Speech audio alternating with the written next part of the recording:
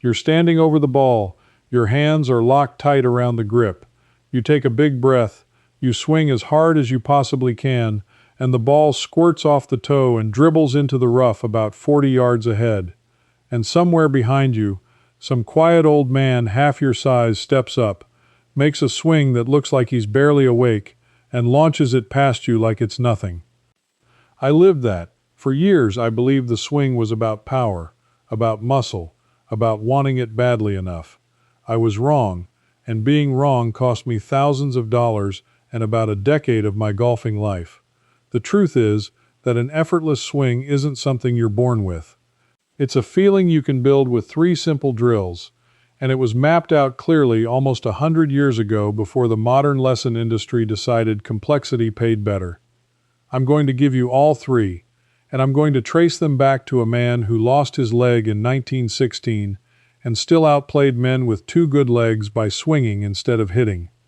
There's a book from 1937 that lays the whole thing bare, and I promise you this needs no new clubs, no gym, no lessons, nothing, but the club already sitting in your garage, and about 10 minutes of your time. I was on the 9th tee at a beat-up municipal course outside Cleveland, and I had just handed a teaching pro $120 3 days earlier for a lesson that left me more confused than when I walked in. And I watched a man who had to be 75 years old, thin as a rake, make this lazy, unhurried swing and flush a drive 20 yards past mine. I'd been out-muscled by a man who wasn't using any muscle at all. That was the day I started asking the question that changed everything. Because here's what nobody told me. The harder you try to hit a golf ball, the shorter and crookeder it goes. That sounds backwards. It sounds like something a lazy person would tell you to feel better about a weak swing, but it is a measurable physical fact, and I paid for years before I understood it. Let me tell you what tension actually does to your swing, because this is the first quiet loss you're paying right now and don't even feel. When you grip the club tightly, the muscles in your forearms and hands contract. Those same muscles are the ones that need to release the club head through the ball at the last possible instant. A tight muscle cannot fire fast. It's already flexed. So every ounce of grip pressure you add is speed you're subtracting from the 1 moment speed actually matters. There's a way to measure grip pressure on a scale of 1 to 10, where 1 is the club about to slip out of your hands, and 10 is squeezing it like you're trying to strangle it. Most amateurs, and I was absolutely one of them, grip at about an 8 or a 9. The best players in the world grip at around a 4. I want you to sit with that. The people who hit it the farthest hold on the loosest. I spent years doing the exact opposite of what works, and calling it effort. And it wasn't just my hands. When I gripped tight, my forearms tightened, then my shoulders climbed up toward my ears, then my whole upper body turned into one rigid block of tension. A rigid block can't create a whip, and that's the whole secret of distance right there. A golf swing isn't a shove, it's a whip. The club head has to trail behind and then release, the way the tip of a bullwhip cracks because the energy travels down a loose chain and snaps at the very end. You cannot crack a whip made of steel. You can only crack one that's loose. So the first thing you're losing every time you tighten up is speed. But here's the part that stung me even more once I understood it. Tension also destroys your accuracy, because a tense swing is a swing you're steering. When your muscles are fighting each other, your body tries to guide the club with 1,000 tiny corrections, and every one of those corrections is a chance to knock the face offline. The loose swing isn't just longer, it's straighter. I was paying twice for the same mistake, and I had no idea. Now, why did nobody just tell me this? Why did 3 different teaching pros watch me strangle that club and talk to me instead about my swing plane and my wrist angle and a dozen positions I couldn't feel and couldn't repeat? I'll come back to that, because the answer made me genuinely angry once I saw it. But first you need the fix, because understanding the problem doesn't help your next round. A drill does. So here is the first drill, and it costs nothing. Before you swing, I want you to waggle the club and feel its weight in your fingers, not your palms. Set your grip pressure at a 4. Then, and this is the piece everyone skips, keep it at a 4 the entire swing. Don't let it climb at the top. Most people start soft and then squeeze the daylights out of it the second they start down, which undoes everything. To train this, take slow practice swings where your only job, your only thought, is keeping the pressure identical from start to finish. You'll feel the club head start to swing itself. That's not a trick of the mind. That's the weight of the club doing the work your muscles were fighting against. The first time I did this honestly, for a full bucket of balls, I added almost 15 yards to my 7-iron without swinging one bit harder. 15 yards from letting go. I could have had that at any point in the previous 10 years for free. But loosening your grip only opens the door. It doesn't yet give you the effortless swing, because there's a second thing happening in that old man's lazy motion that I completely missed, and it's the thing that separates a swing that merely feels smooth from one that actually delivers power. It's the reason his swing looked slow and still went farther. And it has a name, and a number, and a piece of real research behind it. The word is tempo. And here's where it gets fascinating, because for the longest time, tempo was treated like a mystery, some magical rhythm certain gifted players just had. Smooth swingers like Sam Snead and Fred Couples got described as if they'd been touched by something the rest of us couldn't learn. That's a lie, and it's a lie that kept me practicing the wrong things. In the early 2000s, a man named John Novosel did something nobody had bothered to do. He took video of tour professionals and started counting frames. Frame by frame, he measured how long the backswing took versus how long the downswing took, across dozens and dozens of the best players in the game. Different heights, different builds, different styles, players who looked nothing alike. And what he found was almost unbelievable in its consistency. Nearly every elite player took about 3 times as long to swing the club back as they took to swing it down. 3-1. The backswing was a slow, patient gather, and the downswing was a quick release, and the ratio between them was almost identical from player to player. He published this work in a book called Tour Tempo in 2004, and it changed how serious people thought about the swing. It turned a so-called gift into a number you could practice. Now think about what that means for the rest of us. When I was strangling that club and trying to kill the ball, my backswing was a fast, greedy snatch to the top, and then my downswing was an even more violent lunge. My ratio was probably close to 1-1. Fast back, fast down. All hurry, no rhythm. And a swing with no rhythm has no sequence. And a swing with no sequence leaks power out of every joint before it ever reaches the ball. The 3-1 ratio works because it gives your body time. The slow backswing lets you get fully coiled and balanced before you change direction. And that patience at the top is what allows the downswing to unwind in the right order, from the ground up, like a wave rolling through your body and out into the club head. Rush the top and the wave never forms. You just heave. So here is drill number 2, and again, it costs you absolutely nothing. You're going to count. As you take the club back, count to yourself, 1, 2, 3, slow and even, and on the downswing you get 1 count, so it's 1, 2, 3 on the way back, and just 1 coming down. 3 beats up, 1 beat through. You can say it out loud on the range. Some people prefer a word with the right rhythm, something like a slow back and a quick through. Whatever you use, the shape is the same. A long, unhurried gather and a compact release. The first few times, it will feel far too slow going back. You will feel like you're wasting time up there, like you're giving something up. That feeling is exactly the problem you've been carrying, finally becoming visible. What feels slow to you is what feels effortless to everyone watching, and what actually produces speed where it counts, which is down at the bottom, not up at the top. I taped my swing on my phone before and after learning this, and the difference was almost embarrassing. My old swing looked frantic, all arms, snatching the club up and lunging down. My new swing looked, honestly, kind of boring. It looked slow, and it went farther and straighter than anything I'd hit in a decade. That's the paradox that runs through this entire thing. Effortless looks like less and produces more. But here's where I have to stop and tell you the part that got under my skin, because by now you might be wondering the same thing I was.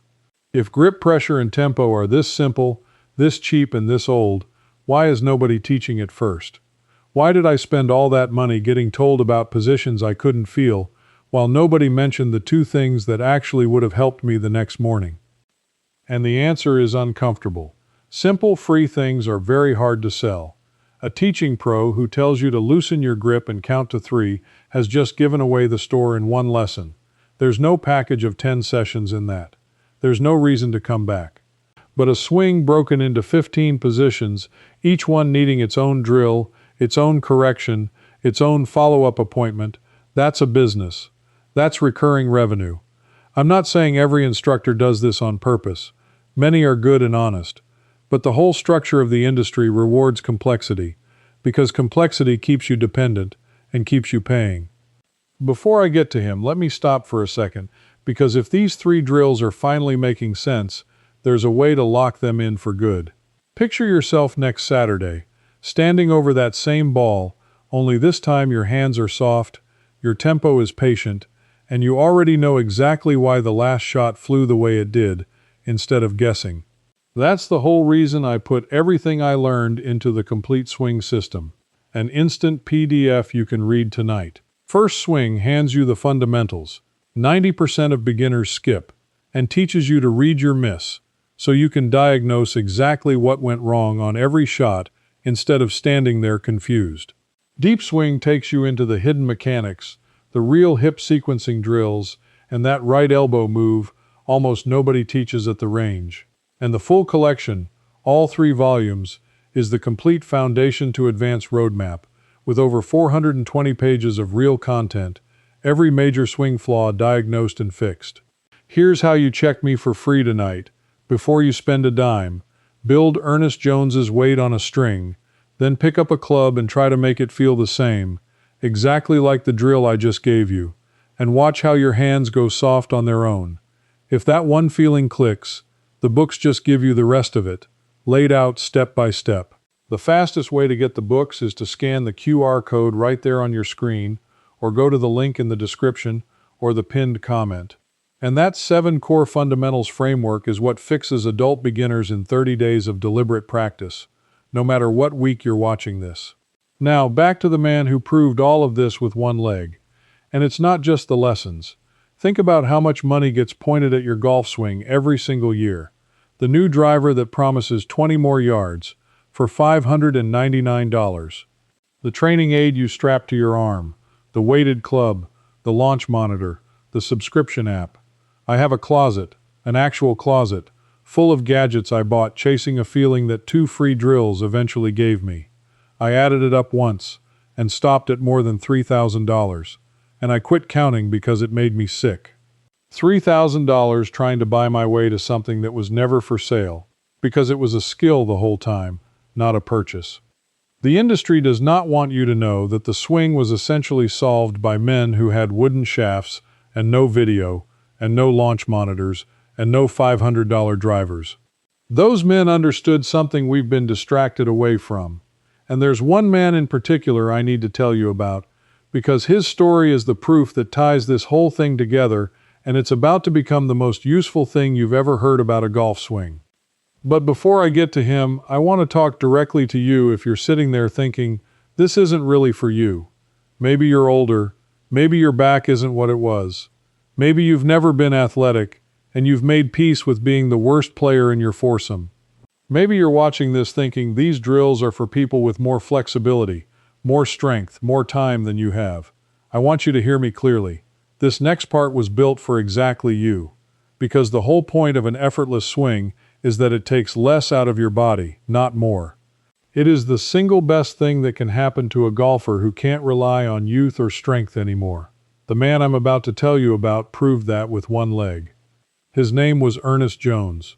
He was an Englishman, a promising young professional golfer, and in 1916, during the First World War, he was badly wounded.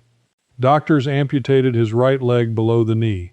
Think about what that means for a golf swing. The right leg, for a right-handed player, is the post you push against, the anchor of the whole motion. Losing it should have ended his golf entirely. And here's the fact that stopped me cold when I first read it. Later that same year, Standing on one leg, sometimes on crutches, Ernest Jones went out and shot a 72. Even par. On one leg. Not long after, playing on a wooden peg leg, he was regularly breaking 80. Scores most healthy amateurs with two good legs never reach in their lives. How? He couldn't power the club with his lower body. He couldn't shove or lunge or muscle anything. He had no choice but to do the one thing that actually works. He had to swing the club head. He had to let the weight of the club and the rhythm of the motion do everything, because he had nothing else to give it. And in being forced to give up brute force, he discovered the secret that the rest of us, with our two strong legs, waste our whole lives fighting against. Ernest Jones stopped playing competitively and became a teacher, and he moved to New York and taught for decades. In 1937, he put his method into a book, and later expanded it into one titled Swing the Clubhead. And his entire philosophy, everything he taught, came down to those three words. Not hit the ball, not turn the shoulders, not shift the hips, swing the clubhead. He believed that if you simply swung the clubhead correctly, every good position happened by itself, automatically, without you thinking about a single one of them. That is the exact opposite of what I was sold. I was taught to build a swing out of parts, like assembling furniture. Jones taught that the swing is one single motion that you feel, and that breaking it into parts is what ruins it. He said the moment you start thinking about pieces, you kill the swing. And a man playing on a wooden leg shooting scores you and I would kill for had earned the right to say it. So how did he teach a feeling? This is the third drill, and it might be the most powerful one in this entire video, and it cost you nothing but a piece of string. Ernest Jones used to take a pocket knife, or any small weight, and tie it to the end of a handkerchief or a length of string. Then he'd have you hold the other end and swing the weight back and forth like a pendulum. And here's the lesson buried in that simple little tool. You cannot make a weight on a string move fast by grabbing the string tightly. If you tense up and try to force it, the string goes slack and the whole thing collapses. The only way to make that weight swing fast is to stay relaxed and let it swing, applying force smoothly through the string. The string is your arms. The weight is the club head. A tense arm is a stiff rod, and a stiff rod can't swing a weight. A relaxed arm is a supple string, and a supple string can whip that weight faster than any muscle could shove it. When I finally understood that image, everything clicked. All my life I'd been trying to swing a steel rod. Ernest Jones was teaching people 90 years ago to swing a string. You can build this exact tool tonight. Tie a key, or a small padlock, or a fishing weight to the end of a shoelace, or a piece of string about the length of your arm. Hold the end between your fingers and let it hang. Now swing it back and forth, side to side, and get it swinging in a smooth, even arc. Feel how you have to stay soft to keep it going. Feel how any jerk or grab kills the motion instantly. Then, without changing that feeling, pick up a club and try to make it feel the same. Soft hands, smooth arc, the weight of the head swinging freely at the far end. That single feeling is what took Ernest Jones from a hospital bed to shooting even par on one leg. And notice something about this drill. It asks nothing of your strength, nothing of your flexibility, nothing of your age or your back or your athletic history. A person in a chair could learn the feeling of swinging that weight. That's why I told you this section was for the ones who think they've been left behind. The effortless swing isn't the reward for being young and strong. It's the answer for everyone who isn't. Now let me put the three drills together, because they aren't three separate things. They're one thing seen from three angles. The light grip lets the club head swing free. The 3-to-1 tempo gives that free swing its rhythm and sequence. And the weight on a string teaches your body what all of it should feel like. Loose hands, patient tempo, a weight swinging at the end of a relaxed chain. That is the entire effortless swing. Everything else the industry sells you is a footnote or a distraction. But I promised you a secret finale, and here it is, because there's one more piece of Ernest Jones's teaching that almost nobody talks about, and when I found it, it was like being handed the missing key. It's the answer to the one question that had haunted me since that day on the 9th tee outside Cleveland. Where, exactly, are you supposed to feel the swing? Most instruction tries to put your attention on positions in space. The top of the backswing, impact, the follow-through. Jones said this was the great error, because thinking about where the club is stops you from feeling how the club moves. And in his teaching, preserved in that 1937 book and by the students who carried his method forward, he located the swing in one specific place that changes everything. He taught you to feel the swing in your hands and fingers, and specifically to be aware of the club head itself, as if your consciousness ran all the way down the shaft and lived in the head of the club. Here's how you apply it this week, and it is almost absurdly simple. On every practice swing, and then on every real swing, your one and only thought is to feel the weight of the club head throughout the entire motion. Feel it swing back. Feel it change direction. Feel it swing through. Not your hands, not your hips, not your shoulders. The head of the club and its weight, moving in a smooth arc. Jones proved that when you feel the club head, your body organizes itself around that feeling automatically. The wrists hinge when they should. The hips clear when they should. The sequence happens on its own, because your body is finally responding to the weight it's swinging instead of a checklist it's trying to obey. I tried this the way you try something you don't quite believe. One thought. Feel the club head. Nothing else. And for the first time in my golfing life, I hit a ball and genuinely did not feel like I had done anything. There was no effort, no hit, no strain. Just a swing and a ball flying dead straight off into the distance like it had somewhere to be. The feeling I'd been chasing for a decade and buying gadget after gadget to find arrived the moment I stopped trying to control the swing and started feeling the weight at the end of it. That's the whole thing. That's what the old man on the ninth tee knew that I didn't. He wasn't stronger than me. He wasn't more talented. He simply knew where to put his attention, and he'd probably known it for 50 years, passed down from a generation that learned to swing before the industry taught us to hit. The knowledge was never lost. It was just buried under everything that's more profitable to sell. So here's what I want you to sit with tonight. You didn't have a bad swing all these years because you lacked talent or strength, or the right $500 driver. You had a bad swing because you were sold effort when the answer was ease, and complexity when the answer was one simple feeling that a one-legged man figured out in a hospital more than 100 years ago. What was taken from you wasn't yards. It was the truth about how the swing actually works, and now you have it back. You're the kind of person who'd rather learn the thing that lasts than rent a fix that keeps you coming back. That's why you watch this whole way through. So do something for me, and for the next person who needs this. Tell me in the comments which one you're going to try first at the range this week.